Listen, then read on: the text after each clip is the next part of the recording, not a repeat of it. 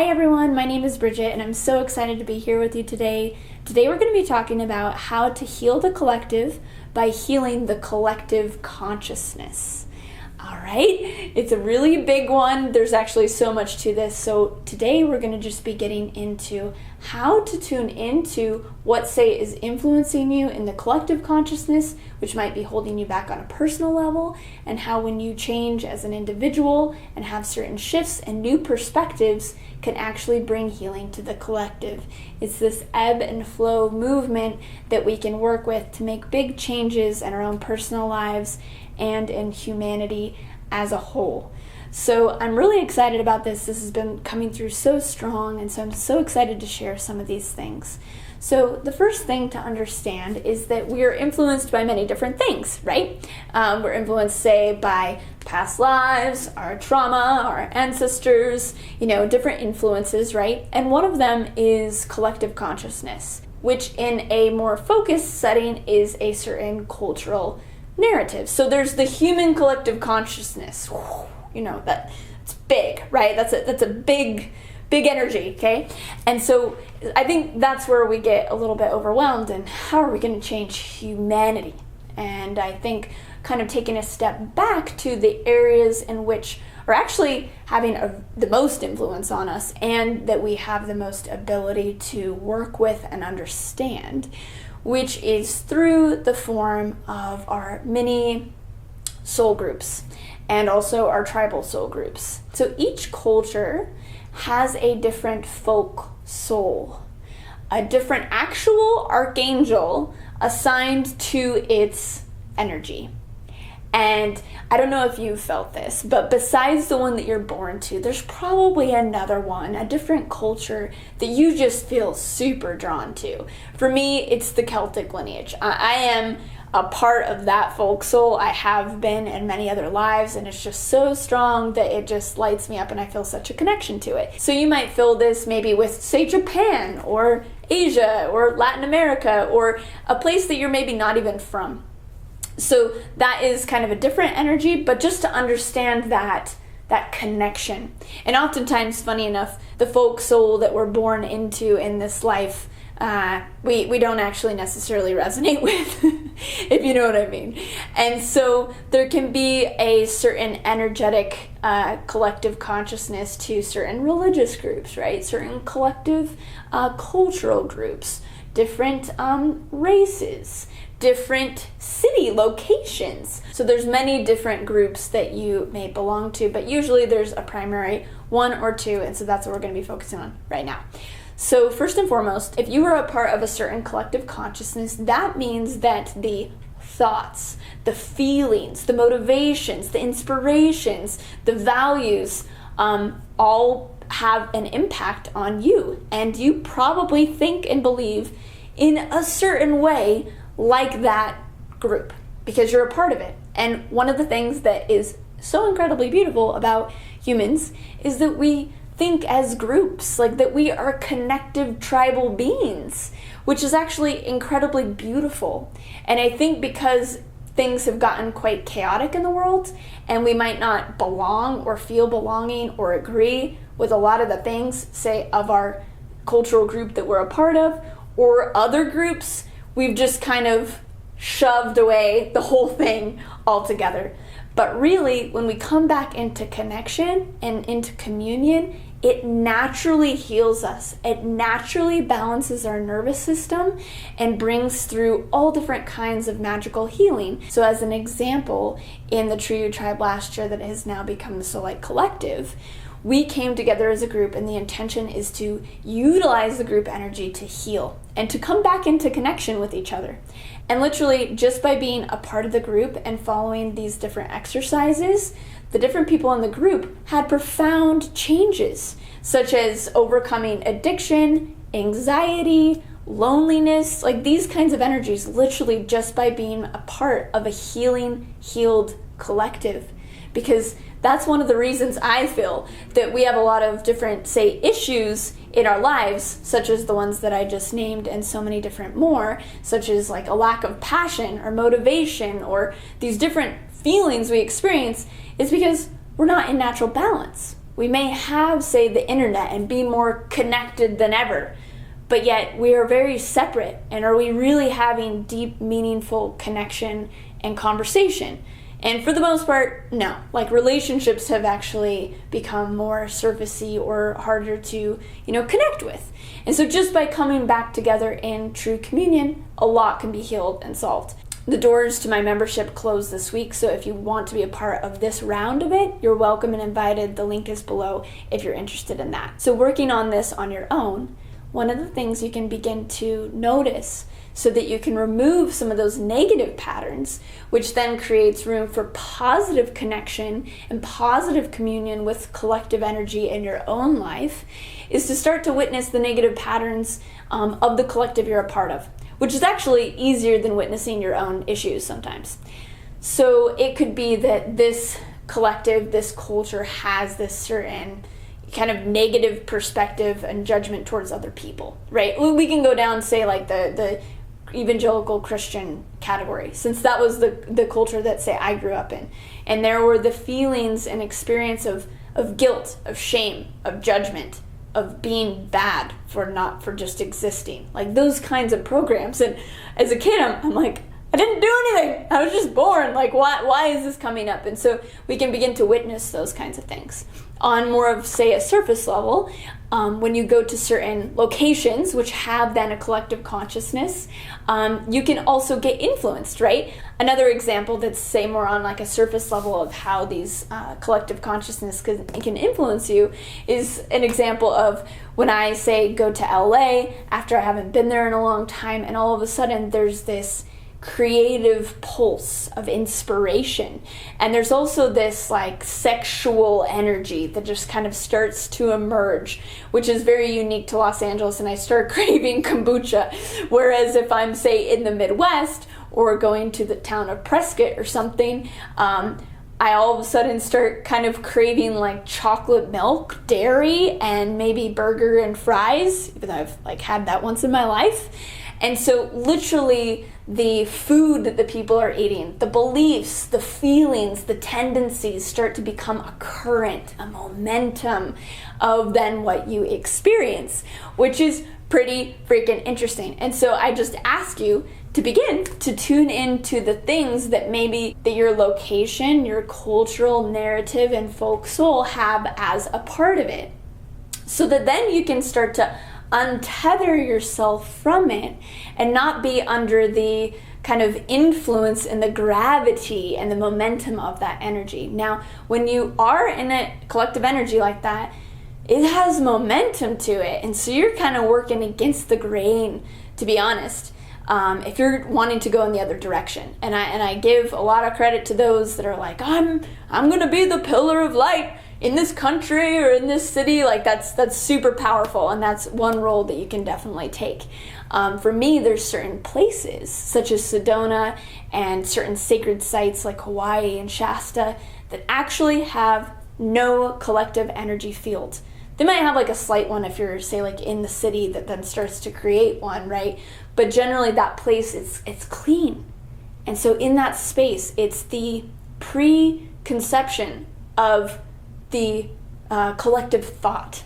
It's actually quite powerful. Like there's these shifting timelines that happen, and it's like which one's going to anchor, which one's going to land, and they can come through and manifest in these spaces. So it's quite powerful, and it's an opportunity to kind of get a break and get away from any collective consciousness so that you can understand what is you, who do you want to be, and then go into this creator space where then you can actually create and influence in a positive way different collective consciousness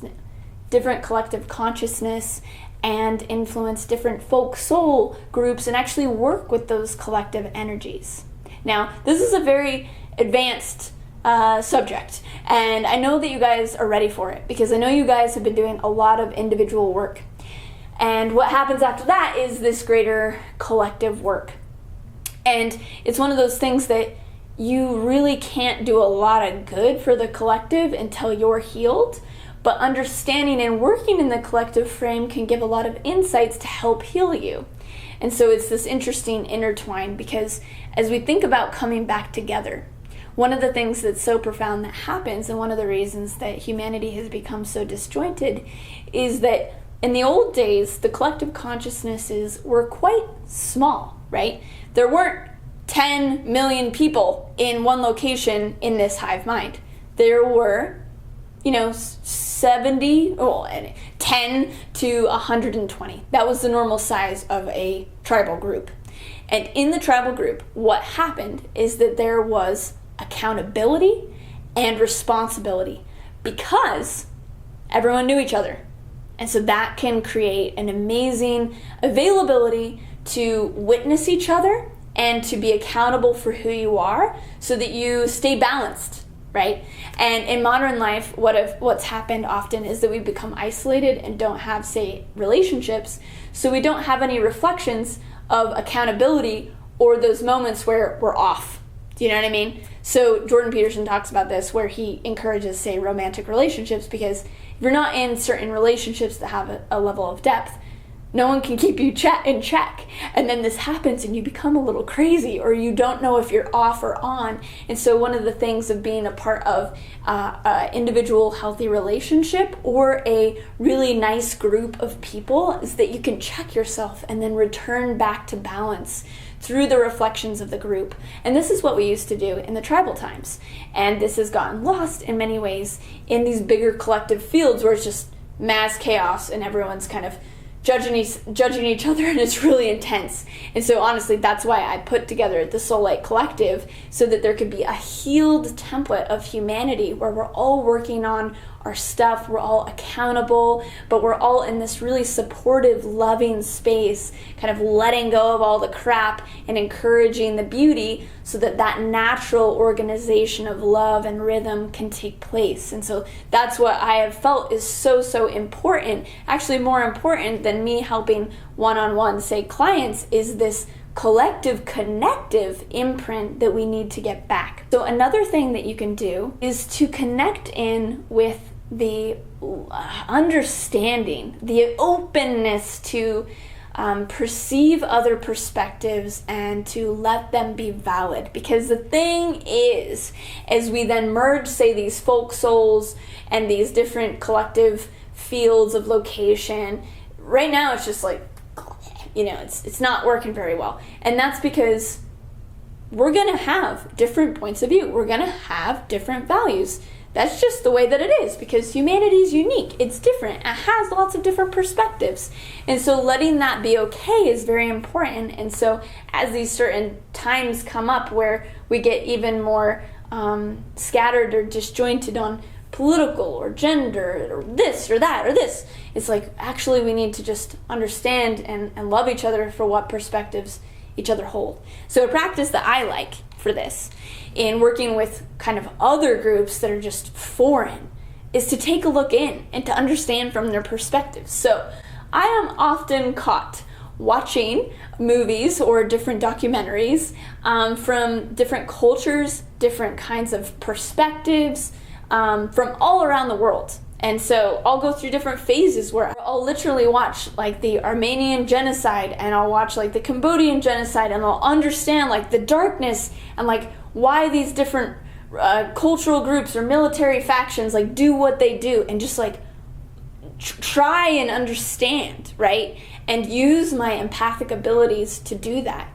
And it doesn't have to just be like over war and like crazy stuff like that. It might be like looking in to different cultures and going, wow, like why do they do it that way?